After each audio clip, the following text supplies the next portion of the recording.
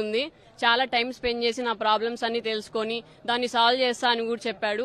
నేను ఒక కామన్ గర్ల్ని అయినా కూడా నాతో ఇంత దగ్గరగా నన్ను తీసుకొని నాకు బ్లెస్సింగ్స్ ఇచ్చి నాతో చాలా బాగా మాట్లాడారు. ఇంత మంచి ముఖ్యమంత్రిని మీకు ఓట్ లేకుండా ఎట్లా చేసుకున్నారు నాకైతే అర్థం కావట్లా. చాలా బాధగా ఉంది నాకైతే. మళ్ళీ 2029లో పక్కా వైఎస్ఆర్సీపీ కుంభస్థలం కొట్టబోతుంది. పక్కా జగన్మోహన్ రెడ్డి వస్తాడు. ఓడినా గెలిచినా వైఎస్ఆర్సీపీ పార్టీనే, జగన్ వెనకలే ఉంటాం మేము పక్కా. రెడ్డి గారు మాకు ఇచ్చిన 5% రిజర్వేషన్ వల్ల మా ముస్లిం కమ్యూనిటీ ఎంత ఎత్తుకు ఎదిగిందంటే షెడ్లలో పంచర్లు వేసుకునే పిల్లకాయలు అనే మాట మానిచ్చేసి ఈ రోజు డాక్టర్లు ఇంజనీర్లు అవుతున్నారంటే కేవలం అది రాజశేఖర రెడ్డి గారు మాకు ఇచ్చిన వరంగా మేము అనుకుంటున్నాము.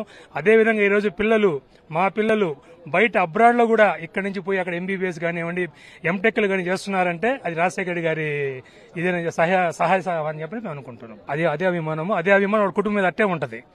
చివరాఖరి వరకు కూడా మేము ఆయన వెంటనే ఉంటాము, జగనన్న వెంట నడుస్తాము, జగన్ వెంటే ఉంటాం. ఆయన ఓడినా గెలిచినా ఆయనతోనే ఉంటాం.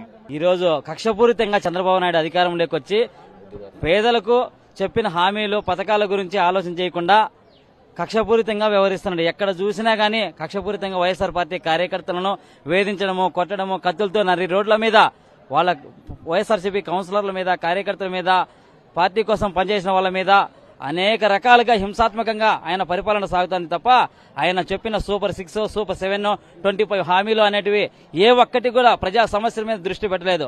పూర్తి స్థాయిలో కక్షపూరితంగా జరుగుతూ ఉంది. ఇది ప్రజలందరూ గమనిస్తా ఉన్నారు.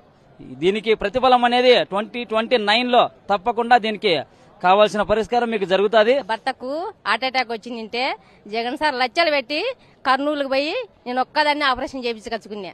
అట్లాంటిది ఈ చంద్రబాబు నాయుడు వచ్చిన తర్వాత ఎవ్వడికి మేలు చేసింది లేదు, ఏ రోగానికి పెట్టింది లేదు, ఏం చేసింది లేదు.